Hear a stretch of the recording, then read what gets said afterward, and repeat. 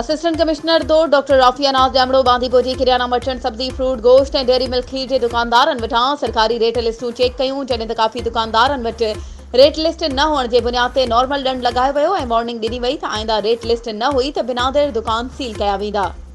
उन मौक़े ते असिस्टेंट कमिश्नर 2 डॉक्टर राफिया नाज़ ॼामड़ो मीडिया सां ॻाल्हाईंदे चयो त असांजी अवलीन तरजीह आहे त रोज़मर्रा जे इस्तेमाल में थींदड़ शयुनि जा अघनि खे सरकारी रेट लिस्ट मुताबिक़ फ़रोख़्त कराए अवाम खे वधि खां वधि फ़ाइदो ॾेई सघूं।